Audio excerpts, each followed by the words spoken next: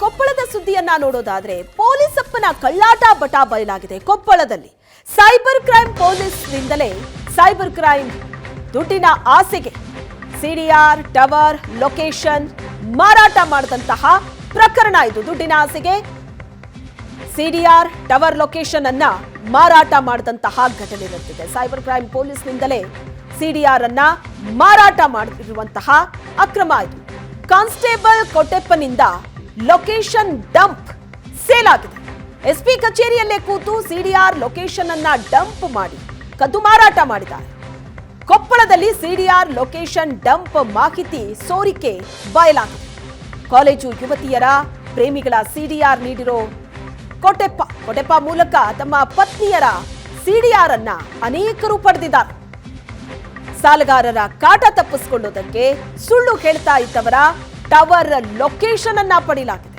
ಹಣ ಪಡೆದು CDR tower location ನ ಮಾಹಿತಿಯನ್ನ ಈ ಕೊಟ್ಟೆಪ್ಪ ನೀಡ್ತಾ ಇದ್ದ. ಕಾನ್ಸ್ಟೇಬಲ್ ಇದ್ದ.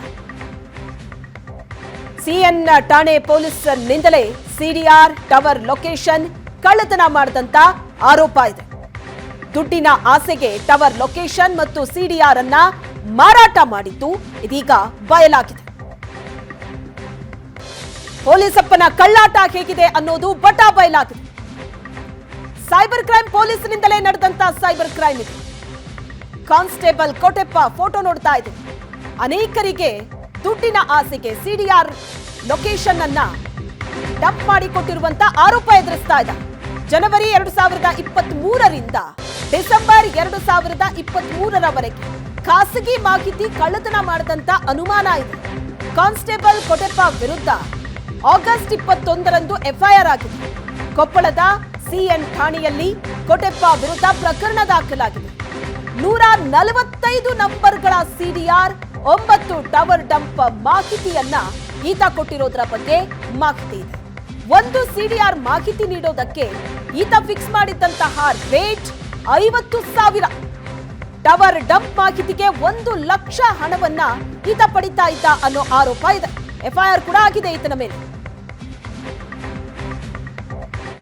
ದಿನಾಂಕ 21/8/2024ರಂದು ನಮ್ಮ ಸೋಮೋಟೋ ಕೇಸ್ ಒಬ್ಬರು ಕೋಟೇಶ್ CHC 36 ಇವರ ಅಗೇನೆಸ್ಟು ಇವರು ನಮ್ಮ ಮೊಬೈಲ್ ನಂಬರ್ಗಳನ್ನು ಯಾರೋ ದುರುದ್ದೇಶಕವಾಗಿ ಬಹಿರಂಗ ಪಡಿರೋ ಬಗ್ಗೆ ಮಾಹಿತಿ ಬಂದ ಮೇರೆಗೆ ನಾವೊಂದು ಪ್ರಾಥಮಿಕ ತನಿಖೆ ನಡೆಸಿ ನಮ್ಮ ಅಡಿಷನಲ್ SP ಅವ್ರ ಕಡೆಯಿಂದ ಪ್ರಾಥಮಿಕ ತನಿಖೆ ನಡೆಸಿ ಅದರ ನಂತರ ಒಂದು FIR ಅನ್ನು ಇವ್ರ ಮೇಲೆ ದಾಖಲಿಸಿಕೊಂಡಿರ್ತೇವೆ. ಇನ್ಫಾರ್ಮೇಷನ್ IT ಆ್ಯಕ್ಟ್ ಕಡೆ ಹಾಗೂ ಕ್ರಿಮಿನಲ್. ರಾಜ್ಯದಲ್ಲಿ ಮತ್ತೆ ತಾರಕಕ್ಕೇರಿದ ದಲಿತ ಸಿಎಂ ಕೂಗು. ದಲಿತರೇನು ಪಾಪ ಮಾಡದವ್ರೆ, ಯಾಕೆ ರಾಜ್ಯದಲ್ಲಿ ದಲಿತ ಸಿಎಂ ಆಗಿಲ್ಲ? ವಿಜಯಪುರದಲ್ಲಿ ಸಂಸದ ರಮೇಶ್ ಜಿಗಜಿಣಗಿ ಹೇಳಿಕೆ. ಮೀಸಲಾತಿ ಬಗ್ಗೆ ರಾಹುಲ್ ಗಾಂಧಿ ವಿವಾದಾತ್ಮಕ ಹೇಳಿಕೆ. ಚಿತ್ರದುರ್ಗದಲ್ಲಿ ಕಾಂಗ್ರೆಸ್ ನಾಯಕನ ವಿರುದ್ಧ ಬಿಜೆಪಿ ಪ್ರತಿಭಟನೆ. ಕ್ಷಮೆ ಕೇಳುವಂತೆ ಪಟ್ಟು ಓಬವ್ವ ವೃತ್ತದಲ್ಲಿ ಕಾರ್ಯಕರ್ತರ ಜಮಾವಣೆ. ಗಣೇಶ ಹಬ್ಬಕ್ಕೆ ಬಂದ NTTF ವಿದ್ಯಾರ್ಥಿ ಆತ್ಮಹತ್ಯೆ. ಫೇಲ್ ಆಗಿದ್ದಕ್ಕೆ ಮನನೊಂದು ಬಂದು ಪ್ರಸಾದ್ ಸುಸೈಡ್. ಹುಬ್ಬಳ್ಳಿಯ ನಾಗಶೆಟ್ಟಿಕೊಪ್ಪದಲ್ಲಿ ಘಟನೆ.